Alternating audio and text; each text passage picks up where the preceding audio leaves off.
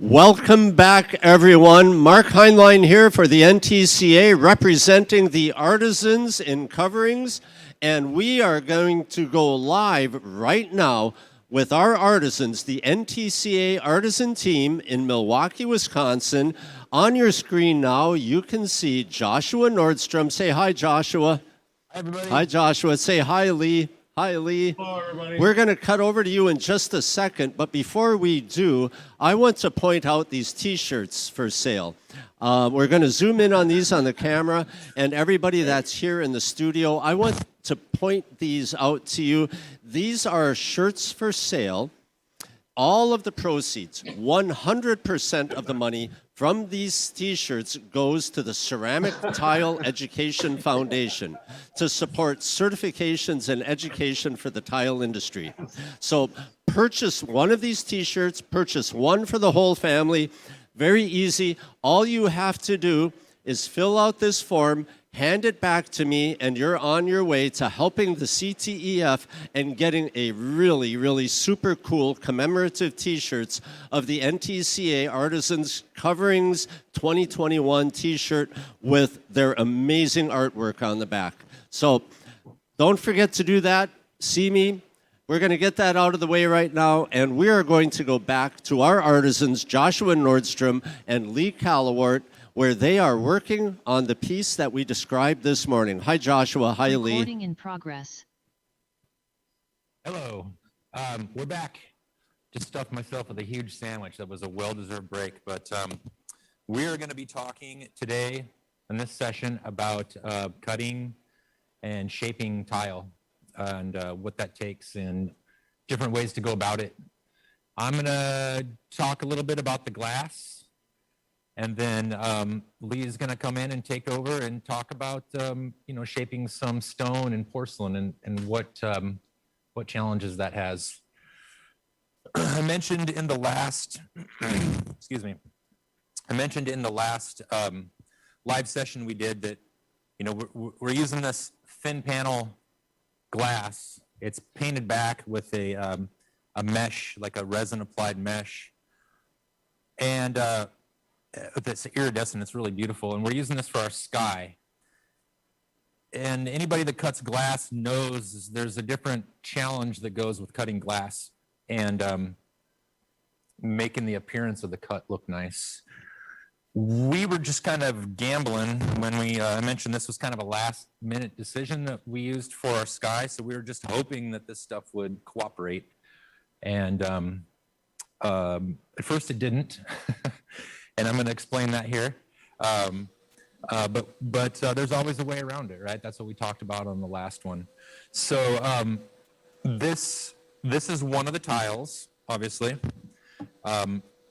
This here is one of our pieces that we put together that we've already pre-mounted, and we're going to get into that on our next live. So stick around for that. So I'm just going to kind of show you here. After we get these made and pre-mounted, you go and you put it over your field tile, and then you're gonna trace it on, and so trace it so you can cut it in. So let's pull this one here. So this one I've already traced. This tile, where did it go? How did this go on there? I did it earlier. Where's my template? You sure you traced that one? I did trace it here. So I'm gonna just talk about that. This is what we traced to. If you can zoom in here, you can see when I traced this, my pen bled a little bit, and that's usually not an issue with glass because it usually wipes off. But this glass here is like sanded or etched, so it's got a opaque finish, and that bleeding stays on the tile. So that's one of the issues. Another one of the issues that we came across is when we cut this stuff right side up, we were running into some pretty severe chipping on the back side of the tile. All of the paint was chipping off. So the face of that tile is not going to look very good, right? You're going to see that through all the way through, and you're going to see your substrate behind it.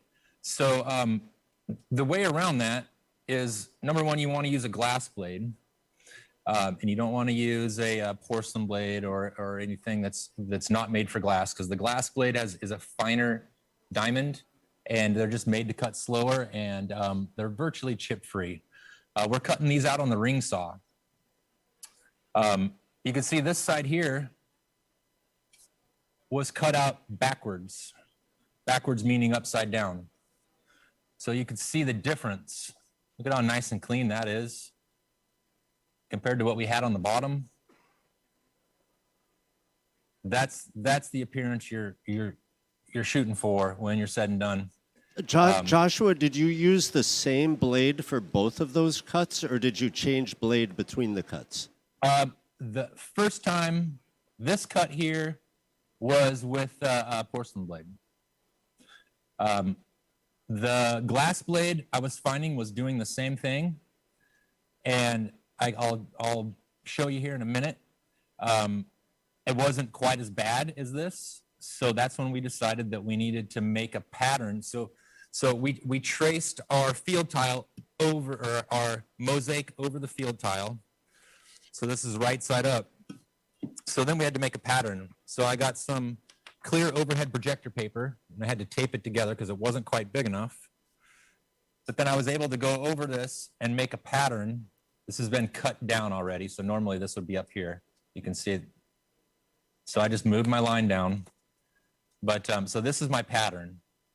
So what the way around that is, I've got my pattern. I marked original for original side up, and then I've got rev for reverse on the back.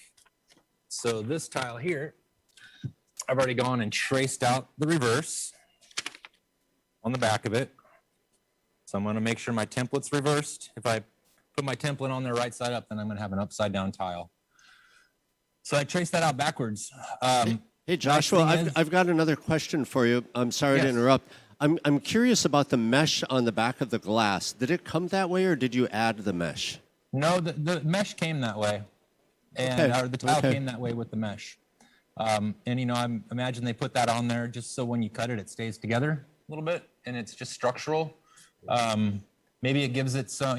This is a really imagine it's first adhesion. There's probably a few things, but the main thing would be adhesion, because the back of this, like I said, is painted, and it's virtually as flat as the front glass. So it gives it a little traction for the thin set to bond to. So that was on there. Okay, cool. Thanks for explaining that. And I want to mention to our live audience members, if you have any questions for Joshua, we can get you a microphone and you can speak to Joshua or Lee directly. Just raise your hand and we'll connect you. Go ahead, Joshua. So benefit now, the lines on the back, it's not bleeding as much as it did on the front, and which doesn't matter because it's on the back of the tile. So now I've got it traced out backwards, and then I'm going to run this through my saw upside down.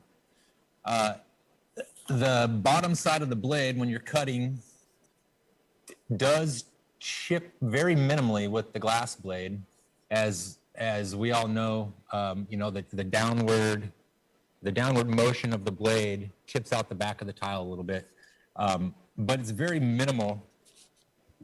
You can see.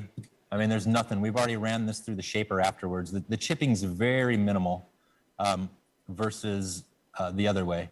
So now that I've got this traced out, I'm going to go ahead and cut this. I'm going to use this one as an example piece first, and then I'll cut this one, and then I'll shape this one, and we'll show you the finished product of this. Before I step up to the saw, of course, I'm going to put on ear protection and eye protection. And then I'm going to cut relief cuts into this, because this is my waist. This is the side I want. So that way, as I'm cutting down the line here, I don't have all of this extra tile that might jeopardize my cut by hitting the back of the ring, the back of the blade. So if you make relief cuts, as you're going, those relief cuts will fall off. One thing you want to think about is when you're making when you're making your relief cuts, this is pre-cut already. A lot of times, like instead of running this whole tile through the saw, because we've only got a 10-inch blade, and this running it straight through, it's going to hit the back of the blade. So I won't cut my original line. I'll cut something over here just to get that away. And what you want to do is you want to leave enough tile. You don't want to cut it so you got it super close, because what happens is when you're cutting with that ring saw, if you end up with little slivers that are falling off, they're going to fall down into the blade. And the way that these things are set up, the belt system is underneath, and it runs through the water through a series of rollers. And if those little shards fall down there and get between the roller and the belt, then you're going to be breaking belts. So you want to make sure that you don't leave little skinny pieces that are going to fall down. And you need to make sure when you're cutting, if a little skinny piece falls and it looks like it's going to fall down your blade, shut the saw off and grab that and get it out of the way, because otherwise you're going to be changing a belt. So all that being said, I don't know if we have any questions before I turn the saw on. Does anybody have any questions for Joshua at this point before he starts cutting? I can point out, oh, yes, we do have a question. Hunter? No? Oh, hold on. Here, let me hand you my microphone. So not so much about the process, but what we're seeing is almost like a mother of pearl kind of almost pink look on that tile. Is that what that actually is? Yeah, it's an opaque tile, and somehow it's pink on the back. And I'm not sure how they do that. But yeah, it changes color. Let me show you a bigger one. It changes color as you walk around it. This stuff is called Aurora Borealis is the color, and I think it's made by Aura. So yeah, this is it's a pretty fancy tile, and it's all opaque. So whichever way you turn it, it changes color. So the cool thing is on this piece, as you walk around it, the sky's going to change along with the light on the piece, because there's so many pieces, with the reflection that you get on the mosaic. As you walk around the mosaic, that it all shimmers and shines differently too. So the sky's going to do the same thing in its own way. So we just thought that would be a really good feature for the piece. We mentioned that our original thing was white marble, because we were thinking, a cloudy sky, because we couldn't find the right color blue for the sky. And then we were playing with the thought of honey onyx and using the veins of the honey onyx as a sky. I've done that on other projects. But this was kind of a last-minute find, and I shipped it down here, and we both agreed that this was going to be what the piece needed. So, yeah, it's a beautiful tile. I've had my eyes on this tile for a long time, and they just happen to have an overstock of it. Somebody ordered it, and I don't know what the story was, but I ended up with it. I couldn't, like I said earlier, I couldn't go home without it.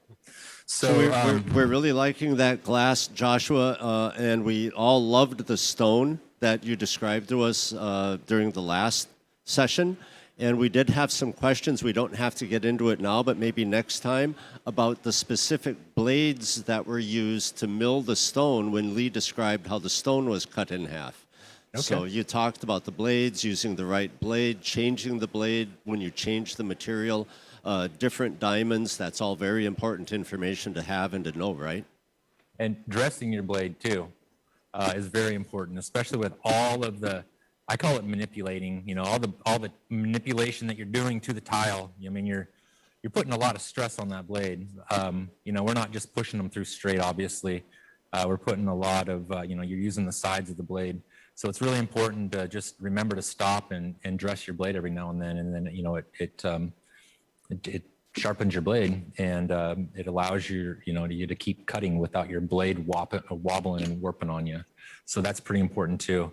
The ring saw, they offer two different kinds of blades. They offer a kind of an all-in-one porcelain blade that's a full wrap, so you can cut into it. Oh, let me grab it. For our studio audience here, Joshua is going to be using a ring saw. I have a sample of a ring saw of a slightly different type up here, but you're welcome afterwards. You can come up and take a look and check this out. Yeah, this here is a porcelain blade. This is the ring saw blade right here. They're very delicate. When I said it's fully wrapped, it's got diamonds on all four sides of it. So you can cut into it, and then you can back your tile out of it and cut out of it too. So it's really nice for, I mean, it's, it's doing scroll work essentially. So yeah, these are the blades. They make an all-purpose porcelain one, and then they make a glass one, right? There's two blades? Yeah, so the glass blade is crucial for cutting this glass because it's painted back, and the painted back's just is hard to cut. So let me grab my protective equipment here. So first what I'm going to do is I'll cut into this, and I'm going to show you how much damage the porcelain blade does to this. I'll cut into it a couple inches. I'll make a few relief cuts. I'll cut into it a couple inches, and I'll show you what the porcelain blade does. And then I'll go in at the other side with the glass blade, right side up, and we'll show you what the glass blade right side up does. It's better than the porcelain blade, but ultimately the best is upside down. And I'll get this other tile, and we'll do that one upside down and dress that one for a finished piece. So the nice thing about these ring saw blades is they're not super noisy, but I still like to wear these.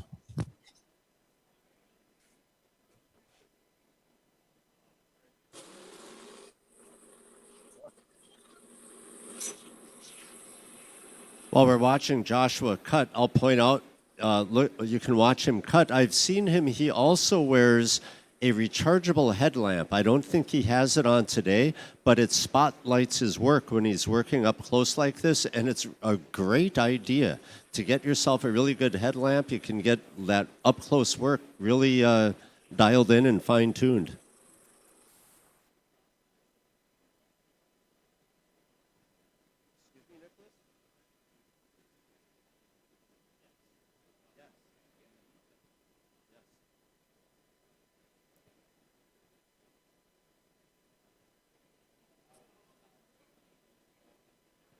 While Joshua's cutting that, I'll point out that we were discussing in the audience some of the social media things that we see our artisan team do. Joshua and Lee and Jane and our other artisans are very popular on social media. So get on social media, get on Facebook, get on the NTCA Tile Training Connection, get on the NTCA, or not the NTCA, but the Tile Guild. I'll get you that right name for that, the Tile Artisan Guild.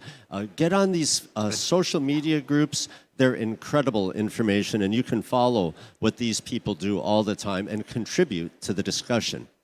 That was some amazing cutting there, Joshua. Yeah, well, this is not till you see the back of it. You're going to think differently. You can see the back of this. So that was the porcelain blade, you said? This was the porcelain blade on glass, yeah. And this is a prime example of why you want to use the right blade for the right product. So that's the porcelain blade, okay? So we've got a porcelain blade set up on this saw, and we've got a glass blade set up on this saw. So let me move my light over here.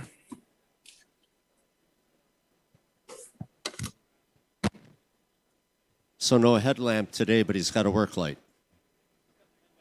Got my headlamp, I feel kind of naked.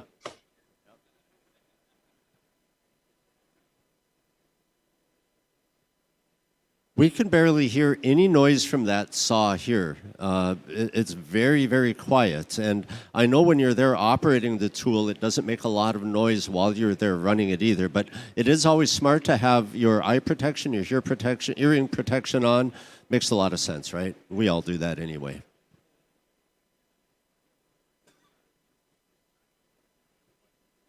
You know, one of the important things about running any tool is to be compliant with the OSHA respirable airborne silica regulations. And a wet feed saw like this does meet the OSHA's Table 1 requirements. So this is the right kind of tool to use, or a tool that the manufacturer has designed to collect any dust.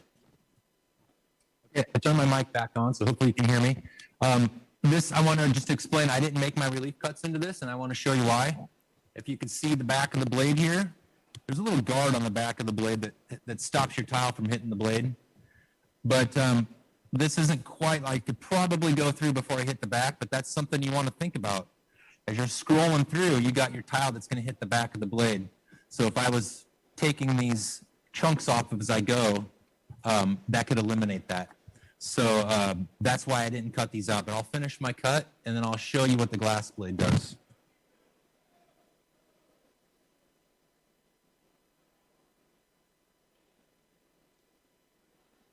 It looks like fun.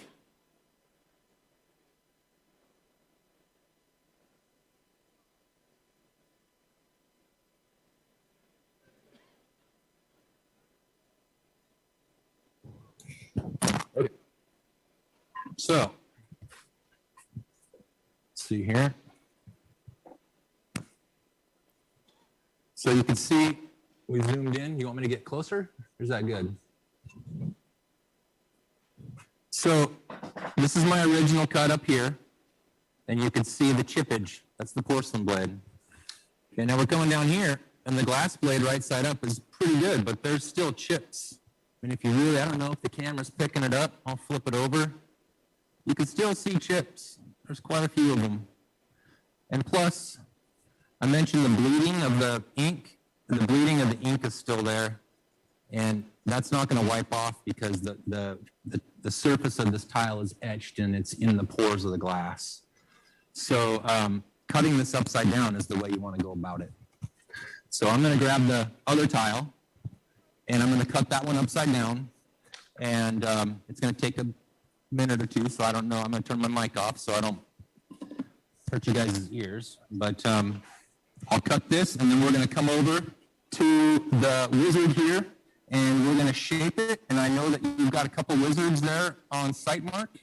I do. We've got a couple of the wizard grinders, and as you call them, shapers. I can show them that while they're watching you cut. Okay. Nicholas, could you roll those T-shirts out of the way for us? That would be great. I'm going to ask our friend Nicholas to hold up these wizard grinders. Nicholas is always a participant in our NTCA roundtables that we have with the artisans. We do them monthly on a Tuesday evening, 6 o'clock Central Time. If you haven't discovered the NTCA artisan roundtables yet, they're an educational opportunity that you don't want to miss. Nicholas, go ahead and hold up this shaper. This is actually, I think Joshua described, a glass tool, a tool from the glass industry. And on top of this, there are a couple of diamond bits. There's a smaller diameter one at the very top and a larger diameter one at the bottom. They're for making, a larger radius or getting into a smaller radius to do that fine tuning on this glass and stone and even the porcelain tile that Lee and Joshua are shaping into the individual pieces for their artwork. These bits also come in, just like Joshua described, coarse, fine, different diamonds, depending on the material that you're working with. So just like with your bandsaw blade, your wet saw blade, your bit on this grinder or shaper has to be tuned for the right material that you're working with. And these come in a couple of different sizes. There's information up here. This company, Inland, provided them for us to look at today. And they're not quite as big as the ones that the artisans will be using up there, but they're the same exact concept. Thanks, Nicholas. Appreciate that. And, It almost looks like a router is what Nicholas is saying, and it does look like a router, sort of an upside-down wet router. Or if you've seen a drum sander for wood, kind of like a drum sander concept. Yeah. So here's what they're doing. They're using that right now, and what he's doing is, you see how he's putting sort of almost a tight chamfer on the edge of the glass? They do that same thing with the tile and the stone, and it gets a really nice micro chamfer on there and cleans it up, makes it smooth, and your grout joint is just perfect at this point. So what Joshua described was using the right tool, understanding how to use it, using the right blade, the right diamonds on the blade for the material that you're cutting, and then getting a grinder or a shaper and adapting it for use with your tile or your mosaic installation. This is valuable information that you can use to produce one of these. That was some good work there, Joshua. Thank you very much, Mark.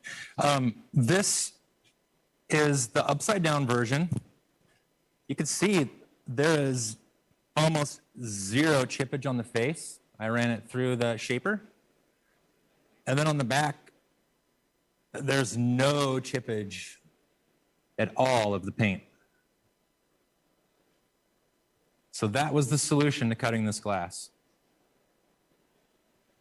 How much trial and error did it take you to come to this conclusion? I don't know. It took about an inch of cutting into the glass to realize that that's not the way to go about it. And then I switched over to the glass blade, went into that, and instantly saw that probably wasn't the right bet. And then we're like, okay, well, let's just Hail Mary. We're going to cross our fingers and use an upside down backwards pattern, and that worked. Awesome. What's next? Lee is next. Anybody have any questions for Joshua before we go to Lee and his next thing? Oh, yes, we do have a question. Jeff, come on up here, Jeff. Grab my microphone, and we're going to have you ask this question directly. This is Jeff from Portland, Oregon. Hey, Josh. How's it going, Jeff? So I've got a Gemini Revolution, and when I use that, I definitely have to wear an apron. It looks like you don't have a lot of splashback. Oh, so you do. Yeah, you know what? That's one of the things that I've noticed with the ring saw. Yeah, Lee can talk about that. He makes these splash guards for his saw. When I cut, I wear a raincoat. But he makes a splash guard for his saw, and it all depends on how long your tile is. I took the splash guard out of the way because it was going to compromise my cut. But I see. You get a little wet. So even with, like my ring saw is like 20 years old, so I see that they haven't corrected that issue. Well, there's just a lot of water running through to lubricate the blade, so yeah, it gets everywhere. Right on, thanks. Yep. Thank you, Jeff. Jeff came all the way to Orlando from Portland, from Oregon, to be here today with us. And I want you to know, Lee and Joshua, we have about 50 to 60 people in here in our live studio audience with you. So great turnout, and welcome to everybody watching us online as well. Hi, Lee. Hey, Mark. Well, I think we'll do a little, because we didn't touch on the cutting in. I think that was one of our, right? One of the things we wanted to discuss today was cutting your pre-made pieces into the field. So that should work, right? Well, here's this lovely material again that is so blue and beautiful, and a nightmare to cut. But we just simply take our pre-mounted image and trace it onto our field. And in most cases,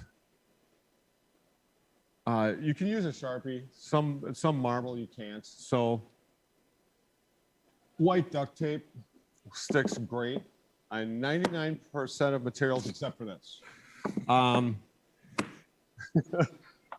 We did find, though, that because these cuts, as opposed to some of the more intricate pieces that are on the saw for a long period of time, these are quicker cuts to make, and the tie-back tape stuck long enough to make the cut without it coming off. Because what happens with this material, doesn't matter what you put on it, the minute you start cutting through that template, it burrs the edge of this,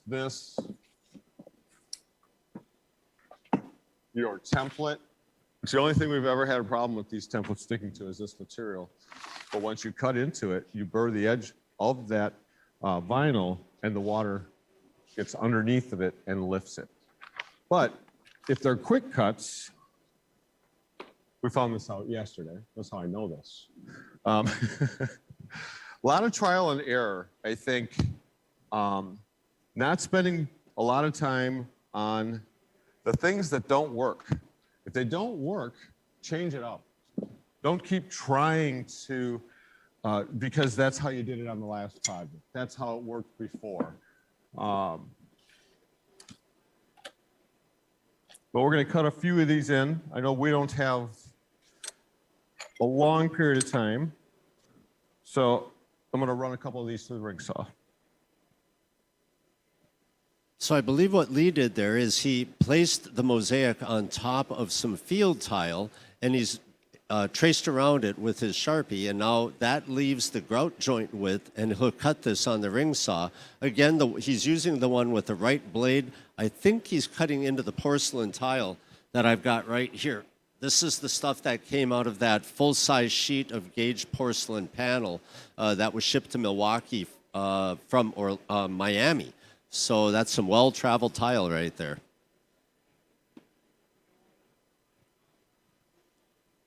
And what Lee is showing us, what I think he was showing us with the sticker, the label, that's this label right behind us. I'm going to shift across over here so you can see that better, and you can come up and look at that.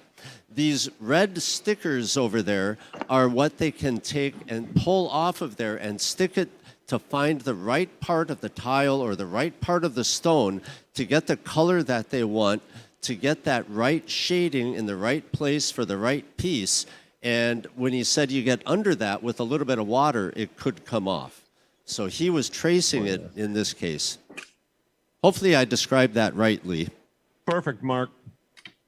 So the shaper doesn't do much for you with V-cuts like this. Neither does using a regular Sharpie. Just found this out. Yesterday, my lines blew off immediately with this Sharpie. So I think maybe the Milwaukee Sharpie is what we used yesterday, and it hung on long enough to make the cut. But we just use regular files to get in here and smooth out that edge. You can also, everybody has a Dremel. You can also use a Dremel to get in there, but you don't want to be too aggressive. This finish, if it starts to flake, if you look at it in the light, you no longer have a bevel. You just made your cut worse than what it was. And the porcelain blade cuts this great, but these porcelain panels, I liken them a little bit more to glass when it comes to fabrication. So I recommend using the glass blade on this type of material as well. You'll get a smoother cut. The way those porcelain panels are made, they are porcelain, but they're a very dense porcelain. Yeah, and the slower you cut, this is with the fully wrapped blade, it's pretty aggressive.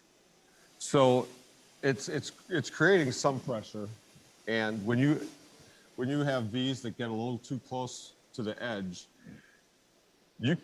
it'll blow up even half that distance. It'll just shear in half. But on the ring saw, because it's a much smoother cut with less vibration, you can achieve more intricate cuts. So I would recommend with this porcelain a glass blade. Lee, was that a regular woodworking file you were using there? Yeah, believe it or not, we have just a whole series, different shapes, different sizes. Okay, and lengths to fit, we even have round ones to fit little inverted cuts, larger. For porcelain, they actually work for any material.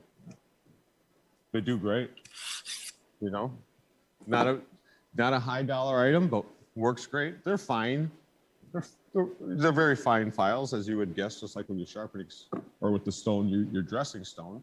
You don't use a rub stone, you use a dressing stone. It's kind of the same idea. We're going to cut a piece of that labradorite. Now, this is a softer stone, and I think the placement of this should be okay. Some of this can get very soft. so you wouldn't want to get too intricate into the shelling, the shaling, the more of the rainbow aspects of this. So let's give it a shot. What blade will you use on this one? The porcelain or the glass? I'm going to use the porcelain. With a denser material, thicker, I know this is dense, but this is much thicker. You can, with a glass blade, it's the exact same problem with the tropical granite. Very dense, thick. To use a glass blade on something like this really puts a lot of wear and tear on the machine itself. The wheels, the belt, the motor. So you have to experiment and see which blade gives you the cleanest cuts and puts the least amount of stress on your machine. If you do that, you won't have a fraction of the problems that you may hear online about these saws. We run these things, these things have been running for 3 months straight, almost every day. Yeah, few belts here and there. Nothing major, a bearing here and there. They're easy to replace and get you back on track pretty quick. But just learn the material, the blade, how it cuts. You can hear the machine, whether it's laboring through a cut or it's going with ease. But before we run out of time, let me try another cut here. Okay, we'll watch you cut that, and then we'll have some time to wrap up. We'll watch you cut that, and I want to remind everybody here in the studio, you can come back at 3 o'clock when Lee and Joshua will continue the process, and everybody watching us online, 3 o'clock Eastern, 2 o'clock Central. Figure out for your time zone after that. We'll be back shortly, and we'll continue with our third session for today.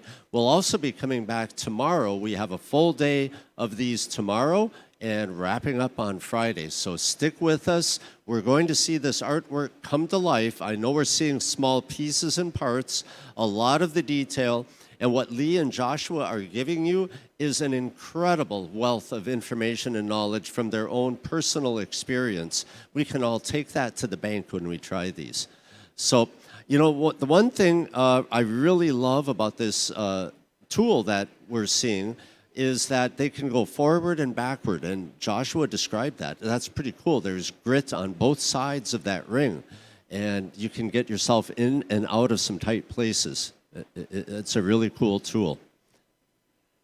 Any questions for Lee or Joshua while we're watching Lee finish up this cut? Robert, I mentioned that you had a question on the blades that were used to mill some of these stones, I think, right? Or no, that might have been somebody else. That was someone else. Well, yeah, that was about the ring saw. Okay.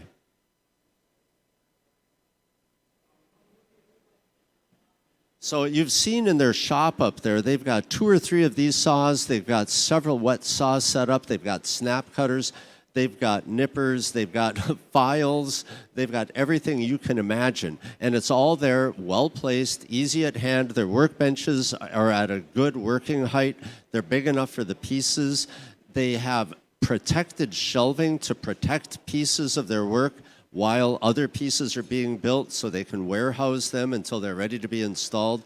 These guys have it figured out. They're a well-planned, well-oiled, properly managed machine, and I believe they do pretty well at this. I know they've got a terrific client base, and they're very high in demand. So this is something that we can all get into by learning from Lee and Joshua how to accomplish this. How did that cut come out, Lee? That cut pretty good. This labradorite is a little softer, so you can really utilize every motion. You're not coming in, backing out every time. You can really utilize the back of that blade. You'll notice sometime at the very end when I was making the final cut coming out, I didn't go all the way out. I took a different path and then came back and finished it. I made that entire cut, and the last thing I wanted to do was come through, force that piece, and lose the tip. I have to start all over. So instead of doing that, just track off and come back and fine tune that little tip. You're much better off. I think how are we doing for time? We've got about 5 minutes left by my watch. Is there anything else we want to touch on other than just cutting pieces? Well, I guess I could show you this. It's kind of cool. These ring saws, they're pretty versatile. As you can see so far, we've cut pretty much everything that we all use in our jobs. Not much missing, maybe onyx. So let's cut some onyx, see how that works. And not just onyx tile, but 2cm slab onyx. Lee, what are the characteristics of onyx? Is it a hard or soft stone? Does it fracture easily? It's relatively soft, but like we always talk about, if you read your stone, you're looking for those flaws. You're looking at the edge of it. You're looking at the back of it. You're looking for fissures that not just on the surface. If you see them on the back, chances are, if you have an intricate cut that creates too much vibration, it probably won't make it. So it all goes back to reading your stone. You'll have a lot more success, a lot less recutting. And then sometimes you just deal with it because you want that aspect of a piece of stone, whether like what we had with the cafe. We had one shot at a really lime green piece of stone for the back of the gator's mouth. And we just nice and slow, and we wanted that piece, and somehow, some way, it held together. Now, normally, we looked at it and we wouldn't even waste our time with it. You could tell that it was going to turn to dust the minute the blade hit it. It did, but just patience and wanting to use that piece and just figure out how to make that work. Well, if we get cut off, I'll just leave you with a little cutting of onyx on the ring saw. All right, we'll watch you cut that onyx. And Joshua, do you have a microphone? I do. Yes. Why don't you tell us, while we're watching Lee cut that onyx, what we're going to be viewing at our next session coming up? Our next session, we are going to be pre-mounting our mosaic inlays, which we're going to show how we utilize different kinds of tape for face taping using the mosaic tape, which we get a lot of questions online as, what exactly is the mosaic tape. So we're going to, we'll be showing that, and we're going to be showing our one of the pre-mounting methods that we like to use, which is mounting the tiles to waterproof fabric. In this case, it's hydroband membrane. So when you say pre-mounting, are there more than one, do you have to mount it more than one time? What do you mean by pre-mounting? Well, pre-mounting is, we dry fit everything, lay everything dry fit on our pattern. And then that way we can get everything the way we want it. So let's just pretend that these tiles fit on here and this is our pattern. So we would lay all of our tiles out on our pattern and get our grout lines exactly the way we want them. If we have to do any shaping, this is the time to do it. So we'll lay there exactly how we want it, exactly how it's going to go on the wall. And then we're going to go out over that with our mosaic tape or whatever tape we decide to go with. We will tape that out, tape the whole entire project, and then we'll cut it up into into its sections. And then that will get pre-mounted to a waterproof, a membrane, a tile membrane here. So, and that, that allows you to get perfectly flat. You can look at that. There's no lippage. So you can control that by pre-mounting. The big advantage is, here we're going to set 1, 2, 3, 4, 5, 6, 7, 8, 9, 10, 11, 12, 13, 14, 15 tiles in one whack, instead of sitting there individually placing all those tiles. And when you're individually placing all those tiles, they're all going to lay at little different angles, and you're going to get little lippage here and there. So yeah, that's the benefit of pre-mounting your stuff. So, you know, this piece, which I'm not going to disclose how many pieces it is, because I think that's coming up later in the show. It sure is. You know, this piece, I don't know how many panels we have, maybe a dozen, 15 panels. Yeah, something like that. For the actual gator itself. There's more in the water and the sky, but you know, it just simplifies the installation. So, you know, you're going to take your installation from a long, hard day where you're just kind of sweating, getting it all on the wall, to just a matter of a couple hours. Yep. And then you're walking away. All right. So, Well, we'll see that whole pre-mounting thing when we're back at 2:00 your time, 3:00 our time here in Orlando. But before we go, Lee, let's see that onyx you just cut. Let's see. Take a look at that. So there's the tooth, and you saw that took, I mean, what did it take, a minute? Not even, to cut that? But no, it still needs to be shaped.